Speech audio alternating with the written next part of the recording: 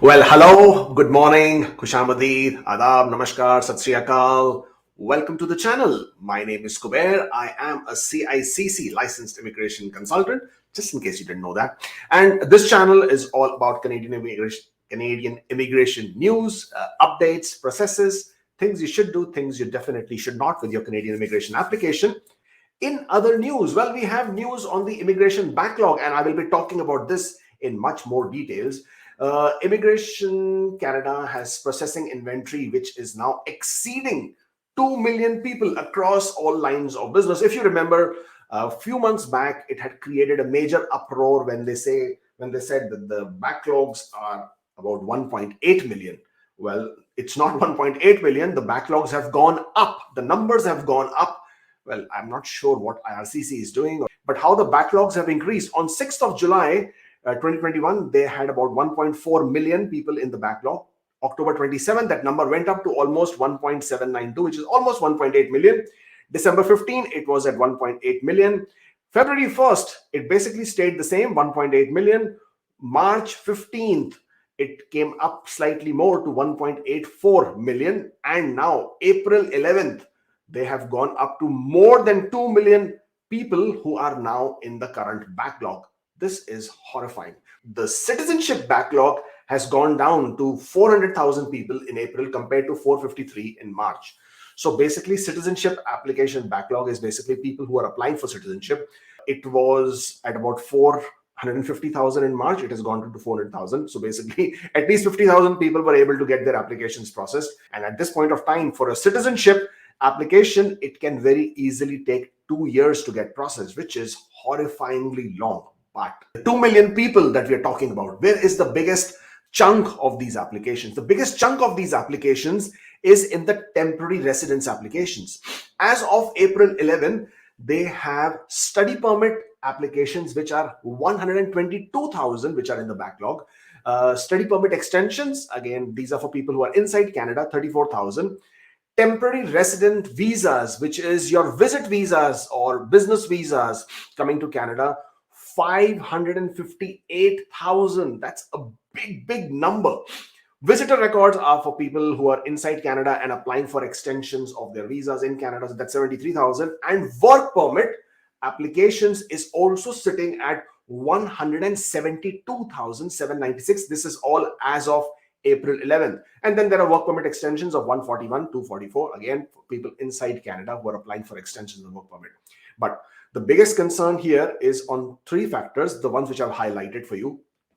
If work permits are still at 172,000, the work permits include your GTS, your GSS, your Global Talent Stream, your Global Skill Strategy Stream, your intra-company transfers, your international mobility programs, LMIA exempt with LMIA, owner-operators.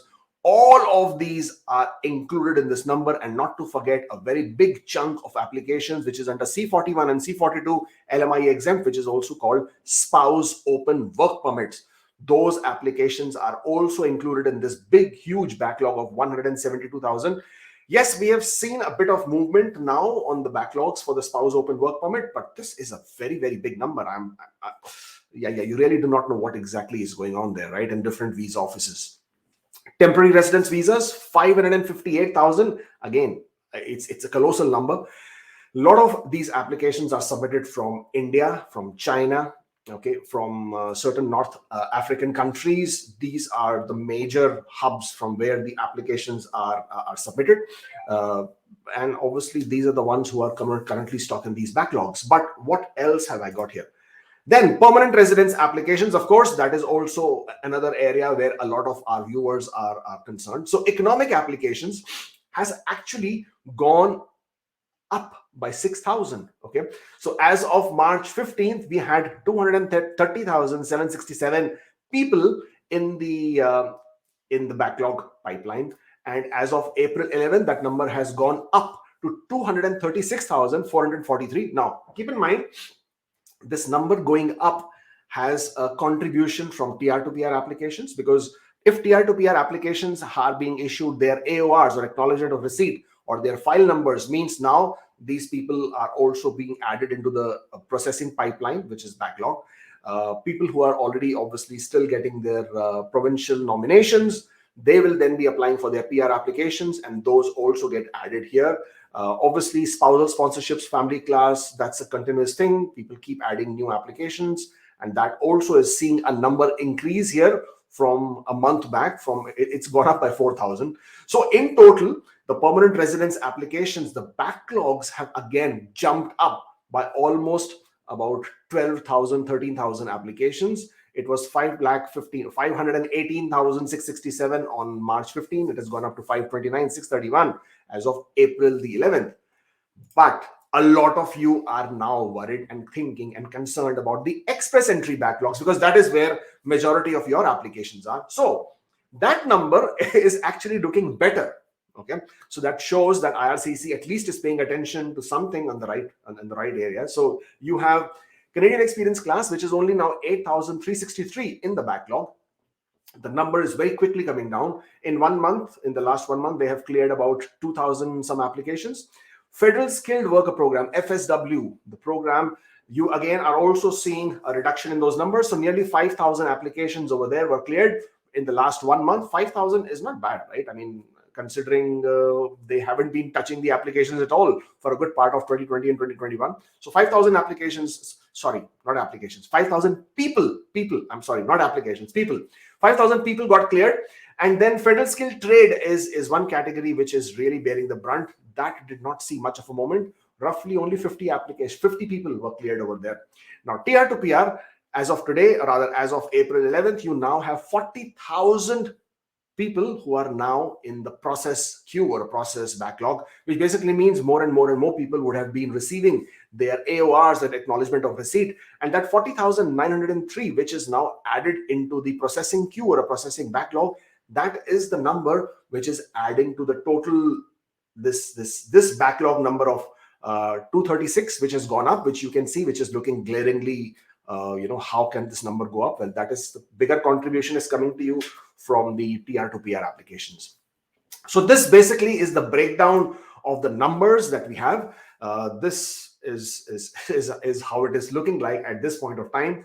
I know it's scary, but for people who are mainly looking at the express entry, okay, for you guys, and let me just put this back up here. For you guys who are looking at express entry, we all are now expecting the draws. We already know that the draws are definitely going to resume, which is going to be early July. And one of the whole premise of having held back on the draws or putting the draws on pause was to clear the inventory for these applications, which, as we can now see, they are doing a good job of.